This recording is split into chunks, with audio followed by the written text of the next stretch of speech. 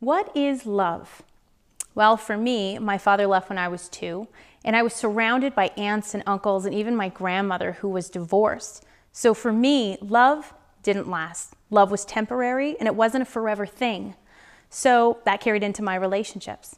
When I was about a sophomore in high school, I had my first serious relationship. And after a while of dating, we thought we were in love and everything was great. And slowly, the pressure started to set into the relationship. And it came to the point where he said, well, girl, if you really love me, if you truly love me, you'd prove it to me. You'd show me just how much you love me. So I needed advice. So I went to my girlfriends and I said, well, he kind of wants to do this with me and he wants to do that. And they said, well, what's wrong with you? Everybody's doing it. You love him, right? And I thought, well, yeah, I love him. So at the age of 15, I lost my virginity thinking it was going to cause this huge, great emotional bond between us and we'd be on cloud 9 and so in love. And in all actuality, eventually it destroyed any love we had in that relationship, and all respect was just thrown out the window. Because if I couldn't even respect my own body, how is he supposed to respect it? And after a while of dating, it seemed like he didn't want to spend time with me anymore. He was basically spending the time with my body. And when a girl is being used, she knows it. She knows it in the depths of her heart. She may deny it, she may ignore it, but she knows it, and I knew it. And after a while, we were constantly fighting. He was cheating on me, and we broke up and went our separate ways. Now, I will never forget the day when he walked away from me for the very last time. And as he walked away from me, all I could think about was that guy's taking something with him that never belonged to him in the first place. But I can't get it back, right? What's the point? It's already gone. So there I was in the cafeteria talking with my girlfriends. And I came to this conclusion, okay, if a guy can date me for about 6 months without sleeping with me, then he must love me. Then I'll sleep with him. And I think now 6 months. 6 months is the price that I put on my body. If he gives me just a little bit of that time, just a little bit of that attention, that's the definition of love. And I carried this mentality all through high school. He was the first guy that I slept with, but he wasn't the last because sin took me further than I ever wanted to go or ever expected to go. Now, after a while of living this lifestyle, I got into the partying, I got into the drinking, I got into the clubbing, I got into the drugs. You name it, I was into it. And granted, at the time, yeah, I thought it was a lot of fun. It was very attractive, and I know what that's like. But I also know what it's like to wake up the next day when that party's over, when your friends are gone, and when you're there by yourself. And I remember waking up thinking, I can't believe I did that last night. I hope I don't have to see his face in the hallway at school on Monday.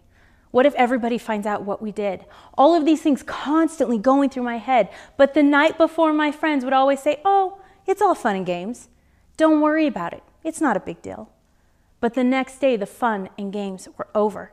And I remember one day waking up so disgusted and overwhelmed with the feeling of worthlessness. And I thought to myself, what's not the big deal here? My body, my self-respect, my dignity. What's not the big deal here? And I wasn't happy. And I knew I wasn't happy, but I thought, well, I'm damaged goods. It's already too late. There's nothing I can do. Now, after a while of living this lifestyle, my mother had an idea what was going on with me. And she said, well, there's a chastity talk at a church this weekend and you're going. And I said, what?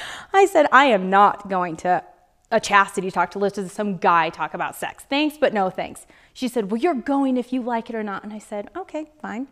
I'll sit in the back of the church for 15 minutes and then I'm out of there. I have a party to go to, I have friends to see. I don't have time. But in that 15 minutes, God had changed my life because he is the God of second chances. And there was this guy that got up and he talked about all of the partying, all of the sex, all the pornography, everything that he had been into, and he just laid it out. And I felt like that guy, he had grabbed my hand out of the audience and he walked through my life. Like he could see the things I was most ashamed of and hiding. And I thought, well, what's the difference? He's done the same exact things I've done. And I just watched him. And he just had this peace and this joy. and this confidence that he carried about himself that I didn't see that in my friends. I didn't see that in the places I went to, and I definitely didn't see that in the guys I was dating. But he had one quality above all of them that I wanted more than anything, and it's that he wasn't ashamed of himself. I sat in my seat trying to figure out one day after I started living that lifestyle of just true peace and joy, not worried what I'd done prior that night, prior that weekend, always worried, but never any peace. And I realized in that moment, I needed to get my standards out of the gutter and raise them as high as I possibly could and start respecting my body for once and start respecting my God. Now, our God is the God of second chances, and he changed my life. He turned me around, and he gave me the grace to get out of that lifestyle. And I tried so many times to get out of that lifestyle on my own because I was miserable, I wasn't happy, I was disgusted with myself, and I just needed to get out. And I tried so many times, and I promised myself, I'm never gonna do that again. And then the next weekend, I was doing the same exact things. But then I realized when you ask the grace from God, and I begged him to get me out of that lifestyle, he did. And if you really want to turn your life around, if you really want to start over, you have to do it with Jesus, or you're going to fall right back into the same old habits that you had. Now, after I turned my life around, well, a lot of my friends, they thought it was some big joke, right? They were constantly making fun of me. And I went home and I told someone what was going on.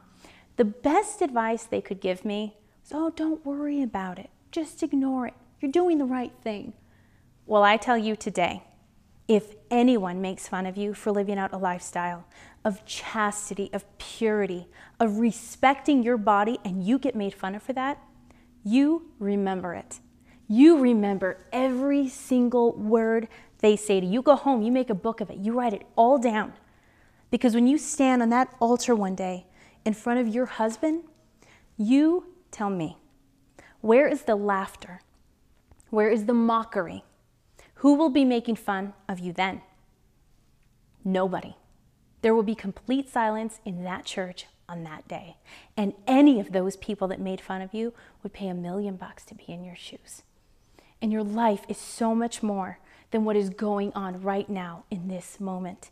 And it doesn't matter who you are, where you've been, what you've done. It doesn't matter. All that matters now is where you go from here.